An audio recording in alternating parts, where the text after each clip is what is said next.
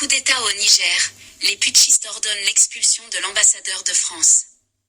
Le régime militaire indique que la décision d'expulsion est irrévocable et précise que l'immunité diplomatique a été retirée à l'ambassadeur Sylvain Ité. Les militaires au pouvoir au Niger ont haussé le ton contre la France en annonçant avoir instruit les services de police de la nécessité de procéder à l'expulsion de l'ambassadeur français à Niamey, après le refus de Paris de se conformer à un ultimatum exigeant son départ. Selon un courrier du ministère des Affaires étrangères du Niger, adressé à Paris et daté de mardi 29 août, l'ambassadeur Sylvain Ité ne jouit plus de privilèges et immunités attachés à son statut de membre du personnel diplomatique de l'ambassade de France. Ses cartes diplomatiques et visas, ainsi que ceux des membres de sa famille, sont annulés, précise la lettre, ajoutant que les services de police nigériens sont instruits afin de procéder à son expulsion. Vendredi soir, les militaires au pouvoir avaient donné 48 heures aux diplomates français pour quitter le territoire, ce que Paris a refusé, arguant que ce gouvernement était illégitime et n'avait aucune autorité pour fonder une telle requête. À l'expiration de ce délai, Sylvain Ité, dont Emmanuel Macron a salué mardi 29 août le travail, se trouvait toujours en poste à Niamey et aucun mouvement inhabituel n'a été observé cette semaine aux abords de l'ambassade. Jeudi, le porte-parole de l'état-major français, le colonel Pierre Godillère, a averti que les forces militaires françaises sont prêtes à répondre à tout regain de tension qui porterait atteinte aux emprises militaires et diplomatiques françaises au Niger, et que des dispositions ont été prises pour protéger ces emprises.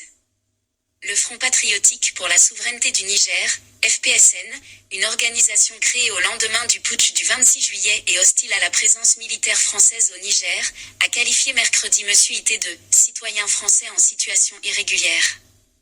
Il peut rester le temps qu'il voudra dans l'enceinte de l'ambassade parce que c'est un citoyen français et que l'ambassade est une portion du territoire français, mais lorsqu'il en sortira, informer les autorités policières chargées de la répression de l'immigration, a déclaré Ibrahim Bana, un responsable de ce mouvement qui a par ailleurs appelé à n'intenter aucune action violente contre le diplomate. La question du départ des 1500 soldats basés à Niamey pour aider le Niger dans sa lutte anti-djihadiste se pose également. Le 3 août, les généraux au pouvoir ont dénoncé une série d'accords militaires avec la France, une décision que Paris a également ignorée, ne reconnaissant que le président renversé Mohamed Bazoum comme dirigeant légitime du Niger. Le FPSN a multiplié les appels à participer, massivement, samedi prochain à une marche suivie d'un sit-in près de la base militaire française à Niamey, jusqu'au départ des soldats français. Plus d'un mois après le coup d'État du 26 juillet, le Niger reste sous la menace d'une intervention militaire brandie par la Communauté économique des États d'Afrique de l'Ouest, CEDEAO, pour rétablir l'ordre constitutionnel. Jeudi, le gouvernement burkinabé a approuvé un projet de loi autorisant l'envoi d'un contingent militaire au Niger, sans préciser les modalités.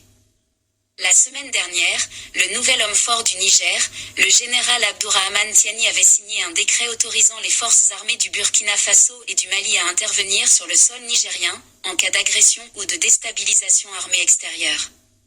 Le Mali et le Burkina Faso, deux pays voisins également dirigés par des militaires ayant pris le pouvoir par la force en 2020 et 2022, ont affiché leur solidarité avec les nouvelles autorités nigériennes.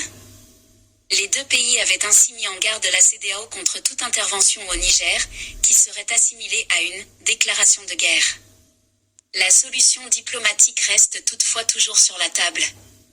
L'Algérie a notamment proposé mardi au Niger un plan de transition de 6 mois, avant un retour à l'ordre constitutionnel. Les généraux au pouvoir à Niamey avaient quant à eux évoqué une transition de 3 ans maximum.